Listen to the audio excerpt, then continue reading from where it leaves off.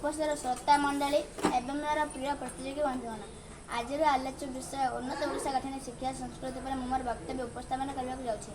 कथार अच्छे शिक्षा पर एक अस्त्र जहाँ कौन जाति और समाजर परिवर्तन मूल आधार समाज रथर सारथी साधना शिक्षा उभा ताकू हस्तकारी महाराज ओडिशा बढ़ाइब निज शोभा पुनः भारतवर्ष मध्य आम ओडिशा एक सांस्कृतिक ऐतिह्य संपन्न राज्य परिचित ओडिशार रूपरेखा आज उन्नत बंधुगण शिक्षा हेउछि मानव जीवन सबुठ गुरुत्वपूर्ण आवश्यकता।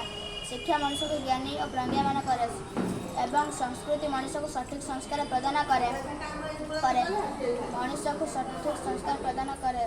ओडिशार शिशु प्रत्येक परिवार तथा गाँव यदि गुणात्मक शिक्षा लाभ करे तेज से दिन आउ बेसी दूर नुहे जो दिन ओडिशा एक अग्रणी राज्य परिणत हे एथपाई केवल पाठ्यपुस्तक नुहे बरं या सहित सांस्कृतिक शिक्षार आवश्यक नचेत शिक्षा लाभ करे मनुष्य अमनुष्य स्वार्थपर एवं क्रूर हो पारे।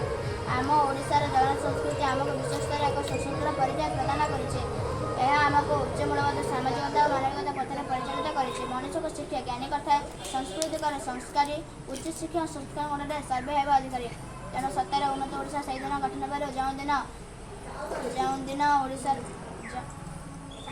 उन्नत ओडिशा से दिन गठन हो पार जो दिन आम राज्यर प्रत्येक शिशु गुणात्मक शिक्षा लाभ कर सुजोग पाइबे एवं शिक्षा व्यवस्था आधुनिकता और प्रजुक्ति विद्यार समृद्ध होगा आमर महान भारतीय संस्कृति को सम्मान देवा शिखे मुझे वक्तव्य शेष कर। जय हिंद जय ओडिशा।